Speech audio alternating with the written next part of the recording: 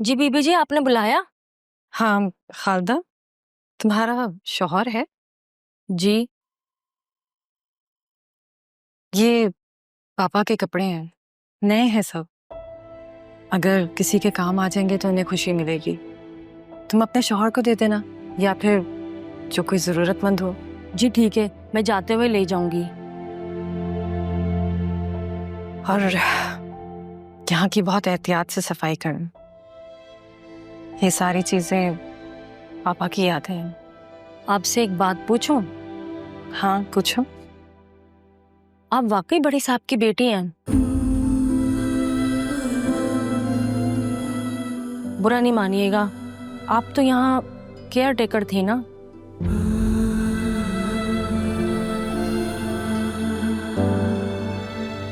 कभी कभी अपनों तक आने के लिए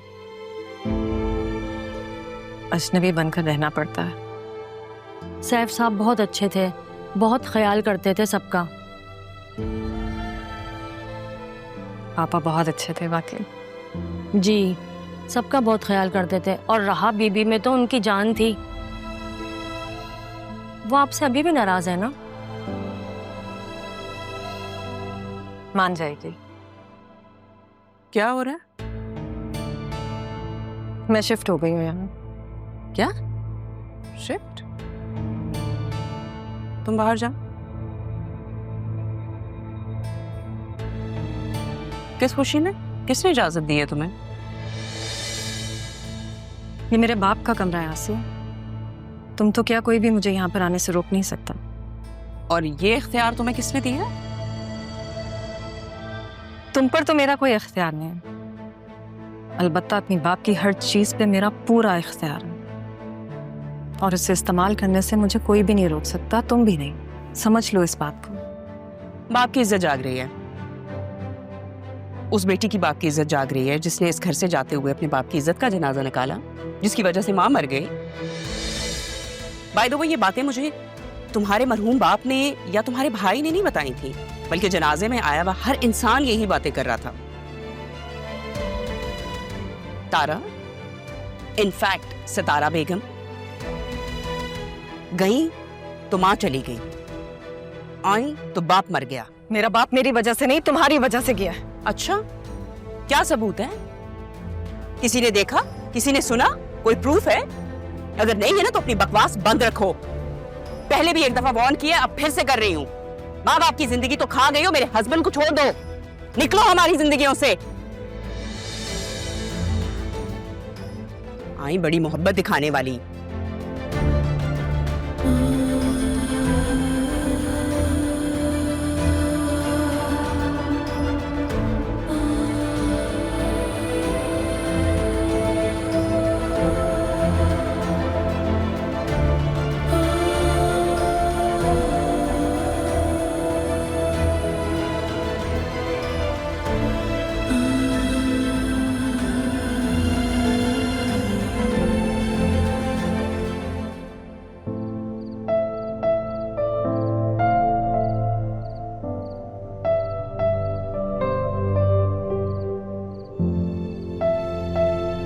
यहाँ अकेली क्यों बैठी हो?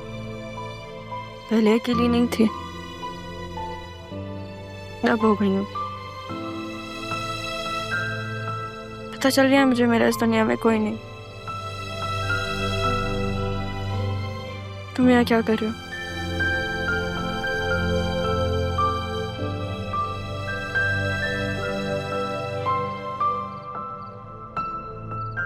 मुझे पता था तुम यहीं मिलोगी।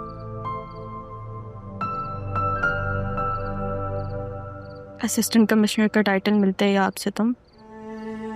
सॉरी, आपसे बात करनी थी। अब बात करने का क्या फायदा? जब बात करनी चाहिए थी तब तो तुमने खामोशी ओढ़ी भी थी। मैं जानता हूँ आप पे क्या गुजर रही है। आपके इस दुख को मैं लफ्जों में समेट नहीं सकता, ना ही मेरे पास कोई पैमाना है इसे मापने का। लेकिन प्लीज मेरी आपसे एक छोटी सी दरख्वास्त है, अपनी माँ को माफ कर दो। मेरी माँ? मैंने तो ज़ैनब भी को अपनी माँ समझा था, बल्कि माँ से बढ़कर। उन्होंने कोई कमी तो नहीं छोड़ी थी? मेरी अंदर की कमी को वो बाहर लेके आके मुर्शिद के तौर पे मेरे सामने खड़ा कर दिया। तुम क्या चाहते हो मैं एक्सेप्ट कर लूं ये बात? तुमने ये बात मुझसे कैसे छुपा ली अरमान? हम सब सिर्फ आपको इस दुख से दूर रखना चाहते थे। दुख नहीं अरमान साहब, धचका लगा। ऐसा लगा किसी बहुत अपने ने बहुत ऊंचाई पे लेके जाके धक्का दे दिया, उसने जिससे मैं सबसे ज्यादा प्यार करती थी। फिर तो आपको सैफ साहब से भी नाराज होना चाहिए, सबसे करीब तो आप उनके थी ना। हम सब ने सिर्फ सारी जिंदगी ये कोशिश की कि आपको इस दुख से दूर कैसे रखा जाए, आपको इससे बचाया कैसे जाए। एक माँ अपने बच्चे को, छोटे से बच्चे को अपनी ही गलतियों की वजह से घबरा कर अपने वालिद के हाथ में थमा के चली गई, कभी ये सोचा आपने? सोचिएगा अगर कभी खुद से फुर्सत मिले तो।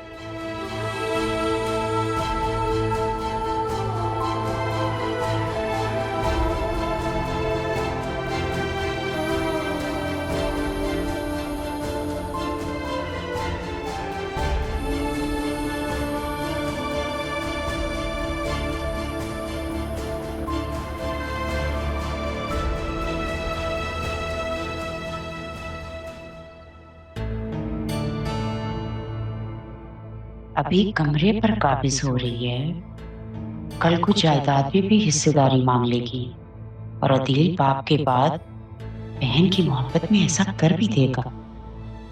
उफ अल्लाह, हद है अदील की भी। क्या क्या सोचा था और क्या हो रहा है। जिंदगी में सुकून ही नहीं आके दे रहा इन लोगों की वजह से। ज़ैनबी, बात सुनिए, इधर आइए।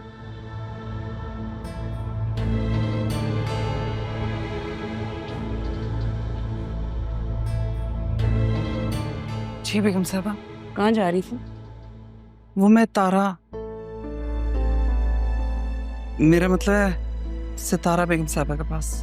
सितारा बेगम? वाह, क्या बात है आपकी। बहुत अच्छा खेल खेला है आपने, काफी अच्छी प्लानिंग की है, मानना पड़ेगा ये। कैसी प्लानिंग?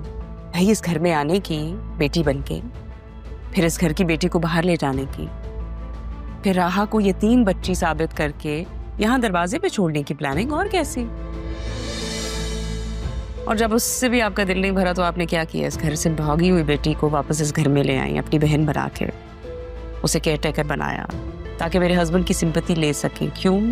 क्योंकि आपको इस घर की, इस जायदाद की प्रॉपर्टी में हिस्सा चाहिए था। बेगम साहब, अगर आपको सच बताया नहीं गया तो इसका ये मतलब नहीं कि सच कभी था ही नहीं। एक्सक्यूज मी, आप ये किस लहजे में मुझसे बात कर रही हैं? और आपको क्या लगता है मैं कौन हूँ ज़ैनबी? मुझे समझ में नहीं आता क्या? आपने ये जो स्क्रिप्ट लिखी है ना, बड़ी अच्छी है, आपको दाद तो देनी पड़ेगी।